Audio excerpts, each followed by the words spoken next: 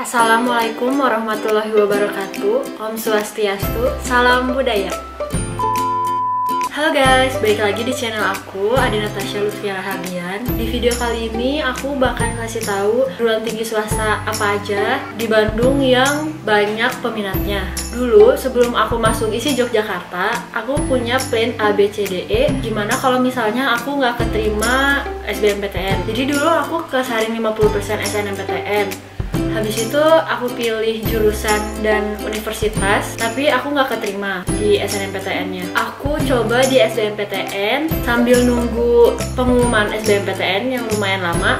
Aku sebelumnya udah daftar ke perguruan tinggi swasta. Sebelumnya itu aku udah daftar di Universitas Kristen Maranatha Bandung. Dimana aku di Maranatha itu pilih jurusan DKV Desain Komunikasi Visual. Tesnya itu bulan Desember tahun 2017. Habis itu gak lama pengumumannya keluar, cuman karena menurut orang tua aku masih lama, jadi dilepas aja. Sebenarnya aku keterima di sana, cuman dilepas aja. Habis itu aku coba juga daftar di Telkom University. Nah, waktu itu aku daftarnya masuk lewat jalur rapot atau namanya itu JPA. Aku ambil jurusan S1 Creative Art. Jadi itu ada painting, fotografi, film TV, itu tuh masuk di jurusan itu. Aku udah keterima juga. Udah bayar, karena itu pengumumannya udah mau deket juga pengumuman SBM. Jadi bayar, itu tuh kalau nggak salah berapa gitu. Nanti aku tulis berapanya. Terus setelah pengumuman SBMPTN keluar, alhamdulillah aku keterima di ISI Jogja. Akhirnya aku ngundurin diri dari Telkom itu karena udah sempat bayar kan, udah bayar lunas kalau nggak salah, udah bayar lunas, udah ngajuin pengunduran diri. Akhirnya aku ngundurin diri, keluar.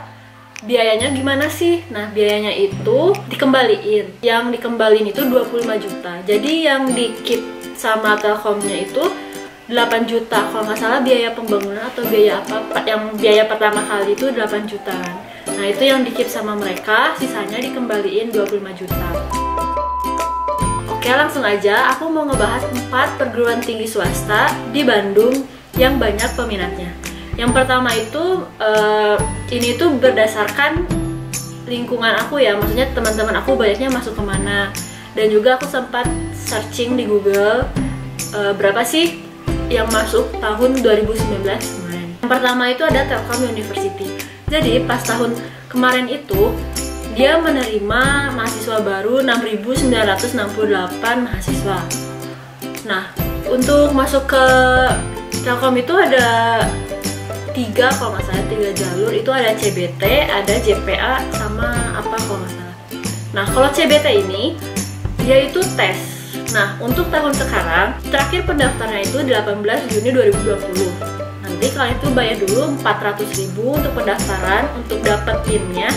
Habis itu kalian upload berkas apa kalau nggak salah. Nah, terus CBT itu tes. Kalau kalian mau masuk jurusan teknik, kalian tuh harus tes matematika, fisika, bahasa Indonesia, bahasa Inggris, sama TPA. Kalau kalian pilih jurusan yang non-teknik, tesnya itu cuman matematika, bahasa Indonesia, bahasa Inggris, sama TPA. Habis itu ada pendaftaran JPA. JPA itu pakai nilai rapot. Nah, sekarang udah masuk ke gelombang kedua. Nah, ini tuh pendaftarannya 6 Juni sampai 26 Juni. Cuman 20 hari. Pendaftarannya juga sama 400.000. Maksimal itu kalian milih 5 jurusan. Nah, aku pas daftar ke Telkom itu, aku masuk lewat jalur JPA, nilai rapot. Jadi kalian itu harus nilai rapot kalian semester 1 sampai semester 5 itu harus minimal 75. Nah, nanti baru mereka pertimbangin kalian keterima atau enggak. Tahu aku itu karena banyak teman aku yang masuk ke Telkom, kebanyakan itu masuknya tuh ke MBTI. Jadi kalian kalau masuk lewat CBT ataupun JPA itu tuh biayanya beda kalau nggak salah. Uang apanya gitu yang beda. Kalau nggak salah tuh lebih mahal lewat JPA karena cuman pakai nilai rapot doang. Terus di Telkom ini ada banyak fakultas Enggak, fakultasnya nggak begitu banyak, tapi prodinya yang banyak banget. Jadi ada fakultas teknik elektro, teknik informatika, rekayasa industri, ekonomi dan bisnis, komunikasi dan bisnis, industri kreatif.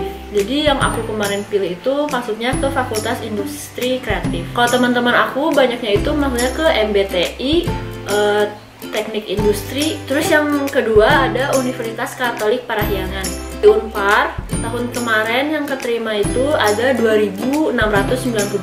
Sebenarnya itu gimana kuota kampusnya, menyediakannya berapa, nerimanya berapa. Jadi bukan misalnya yang minatnya cuma segitu, enggak, yang minat itu banyak banget. Cuman kuotanya kalau di Unpar cuma segini, 2.700 kurang. Kalau di Telkom hampir 7.000 kuotanya. Nah, kalau di Unpar ini untuk masuknya itu ada USM, udah gelombang 3. Itu pendaftarannya dari 18 Mei sampai 7 Juli. Habis itu pendaftaran sarjananya itu kalian cuma bayar 250.000. Kalau diploma 150.000. Nah, itu tuh dapat milih maksimal 3 jurusan. Tapi untuk jurusan manajemen, ilmu hukum, HI, dan arsitektur itu nggak bisa dijadiin pilihan ketiga. Jadi kalau kalian mau milih salah satu dari mereka itu harus pilihan satu atau nggak kedua, nggak bisa ketiga. Terus tesnya kapan sih? Kayaknya tesnya online ya. Kalau enggak, nanti kalian bisa cek di webnya. Nanti aku kasih di kolom deskripsi linknya. Nah, kalau di Unpar ini tesnya itu tanggal 13 Juli sampai 18 Juli. Terus pengumumannya itu tanggal 23 Juli. Prodinya itu ada 15, jurusannya itu ada 15 untuk jenjang S1. Terus kalau yang diplomanya itu ada 1. Jadi kalau di Unpar itu yang banyak peminatnya itu jurusan ilmu hukum sama ilmu hubungan internasional. Nah, kakak aku juga yang pertama dulu S1-nya itu di Unpar, ngambil jurusan ilmu hubungan internasional. Banyak ya, kayak ada juga arsitektur, teknik sipil, matematika, akuntansi, manajemen, teknik industri, teknik elektro. Ketiga ada Universitas Islam Bandung. Tahun kemarin mereka nerimanya itu 3.067 mahasiswa baru. Untuk sekarang mereka udah buka PMB gelombang ketiga. Pendaftarnya itu dari 14 Mei sampai 29 Juli. Ujiannya itu online tanggal 2 Agustus 2020. Terus pengumumannya juga tanggal 8 Agustus 2020. Nah, kalau di Unisba ini kalian maksimal milih 2 jurusan ya. Kalau untuk pendaftaran itu maksimal 2 jurusan. Kalau di Unpar kan 3. Kalau di Telkom 3 sampai 5. Kalau di Unisba 2. Nah, prodinya itu banyak, ada 19. Kalau teman-teman aku itu banyaknya di Unisba itu peminatnya tuh banyaknya di ilmu komunikasi, karena dia bagus tuh ilmu komunikasinya. Terus ada juga di psikologi, ada di kedokteran, sama ada di farmasi. Mereka banyak juga di situ. Kalau di Unisba ini ada juga program studi teknik pertambangan, teknik industri juga ada, sama manajemen kayak gitu. Terus yang terakhir ada Universitas Kristen Maranatha Bandung. Kalau untuk jalur masuk ke Maranatha itu ada jalur beasiswa, jalur mitra, jalur reguler, sama jalur khusus dan USM. Kalau aku waktu itu masuknya itu lewat jalur USM.